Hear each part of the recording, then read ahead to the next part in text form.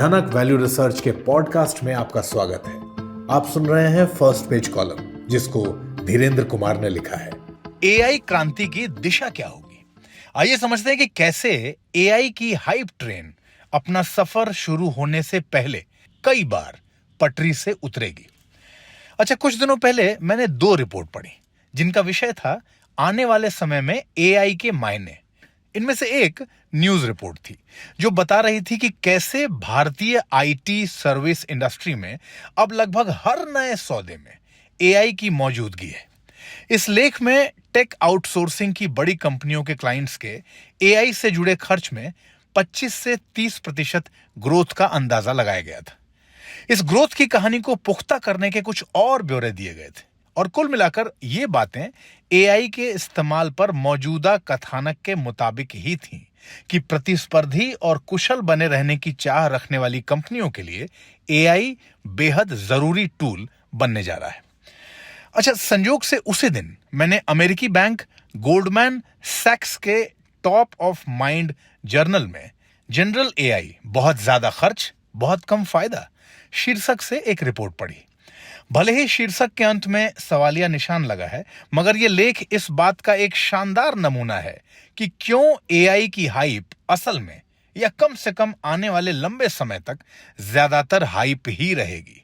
लेख की शुरुआत इस बात से होती है। टेक जायंट और दूसरी कंपनियां आने वाले सालों में एआई कैपिटल एक्सपेंडिचर पर 1 ट्रिलियन से ज्यादा खर्च करने जा रही हैं, लेकिन अभी तक इसके ज्यादा नतीजे नहीं दिखे हैं। तो क्या ये बड़ा खर्च कभी नतीजे देगा? और इसके बाद लेख का पहला पैराग्राफ लिखा था। इस लेख के विश्लेषण का ज्यादातर हिस्सा उन लोगों के साथ बातचीत पर आधारित है जिनसे आप एआई और उसके असर पर प्रासंगिक राय की उम्मीद रख सकते हैं। इनमें से एक एमआईटी के प्रोफेसर डेरॉन एस मोगलू हैं, जिन्होंने एआई के असर को लेकर गहरी शंका व्यक्त की है। उनका अनुमान है कि अगले दशक में केवल 25% एआई के ऑटोमेट हो सकने वाले काम की आर्थिक तौर पर वायबल होंगे और ये सभी कामों का 5% से भी कम होगा। ध्यान दें कि वो तकनीकी तौर पर व्यवहार्य होने के बारे में नहीं, बल्कि आर्थिक तौर पर व्यवहार्य होने की बात कर रहे हैं। एसमोग्लू को शक है कि एआई उतनी तेजी से या असरदार ढंग से आगे बढ़ सकेगा जितनी उम्मीद लोग करते हैं। ये बात समय के साथ टेक्नोलॉजी के ज्यादा कारगर और कम खर्चीला होने के ऐतिहासिक पैटर्न को चुनौती देती है। उनका एक सवाल यह भी है कि क्या एआई को अपनाने से नए काम और प्रोडक्ट पैदा होंगे, और इस पर वो तर्क देते हैं कि इस बात की कोई गारंटी नहीं। इसके नतीजे में उनका अंदाजा है कि अगले 10 साल में एआई से अमेरिकी उत्पादकता में केवल 0.5% तथा जीडीपी में 0.9% की बढ़ोतरी होगी। गोल्डमैन में ग्लोबल इक्विटी रिसर्च के प्रमुख जिम कोवेलो का तर्क भी कुछ ऐसा ही है। उनका तर्क है कि करीब 1 ट्रिलियन की ग्रोथ और ऑपरेटिंग कॉस्ट को सही साबित करने के लिए एआई को मुश्किल और दुरूह समस्याएं हल करनी चाहिए, जिसे लेकर उनका मानना है कि इसे ऐसा करने के लिए डिजाइन नहीं किया गया है। कोवेलो एआई की तुलना इंटरनेट जैसे असल बदलाव लाने वाले आविष्कारों से करते हैं, जिसने अपने शुरुआती दौर में ही ऊंची लागत वाले समाधानों को कम लागत के विकल्पों में बदल दिया था। उन्हें इस बात पर शक है कि एआई की लागत इतनी कम हो जाएगी कि बहुत से कामों के ऑटोमेशन को कम खर्चीला बनाया जा सकेगा। उनके मुताबिक इसकी ऊंची शुरुआती लागत और जीपीयू चिप्स जैसी अहम जरूरतों की जटिलता इस क्षेत्र की प्रतिस्पर्धा सीमित कर सकता है।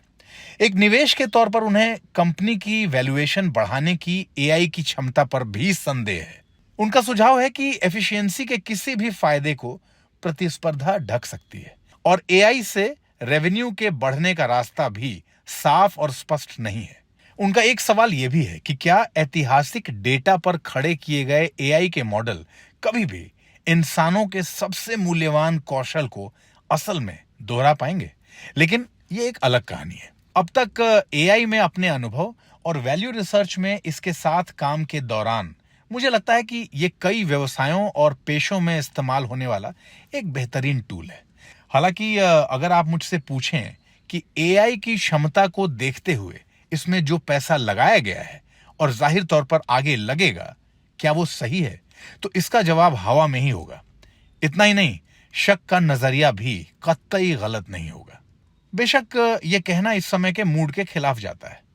दरअसल जीवन में हमारी अलग अलग भूमिकाओं में निवेशक, पेशेवर, व्यवसायी या सबसे ज्यादा माता पिता के तौर पर यह सोचना कि एआई का हमारे बच्चों के करियर पर क्या असर होगा, हम ये महसूस करने से खुद को रोक नहीं पाते हैं कि एआई हमारे दौर की बहुत बड़ी बात है।